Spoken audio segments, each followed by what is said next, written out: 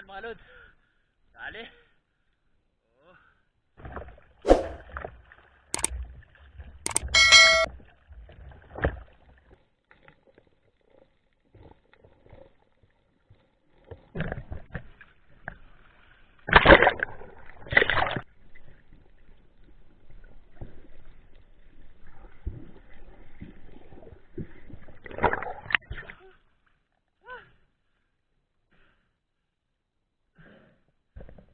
Good morning mga idol. Ayan, maaga pa na nakaisa na tayo.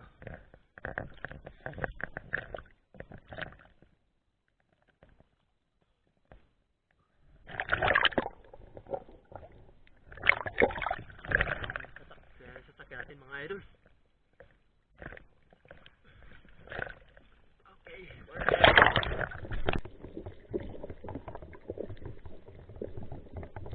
Hindi nga nagtagal mga idol ay nakadagdag na naman tayo ng isa pa. Ito ay small size.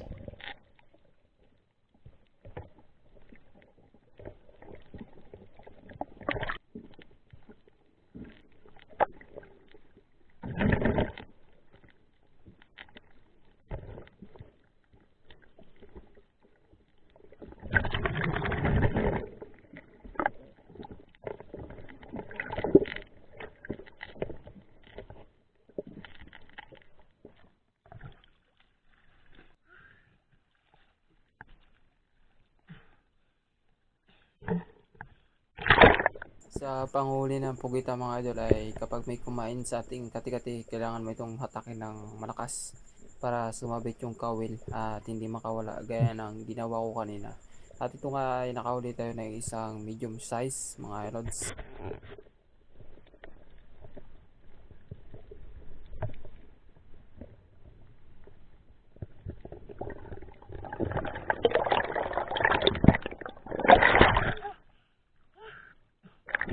Para naman manghina ang pugita ay kinakagat ko ito sa pagitan ng kanyang mata dahil nandoon yung kanyang kahinaan.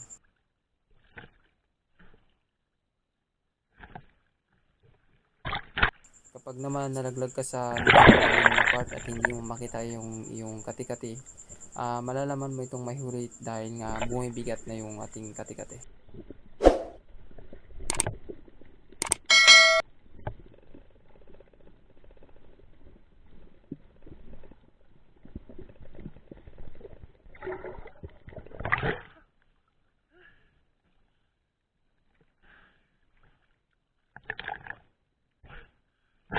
Tapos kailangan din natin ingatan na hindi tayo matalian ng ating mga dahil delikado po ito kapag sumabit sa bato at wala tayong pangputol, maaari tayong masawi.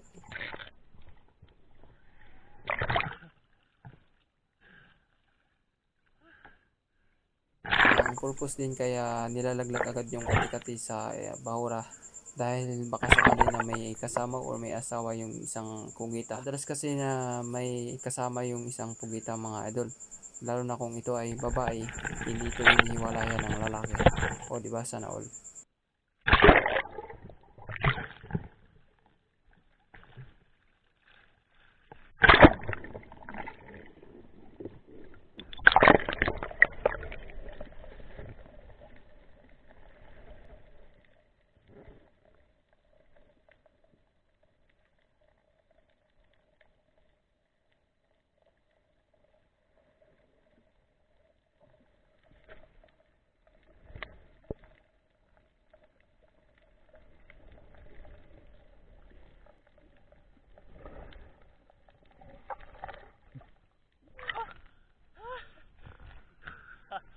Nice one mga lods.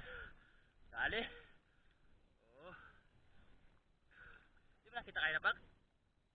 Oh. Kita mo rin pa kagat?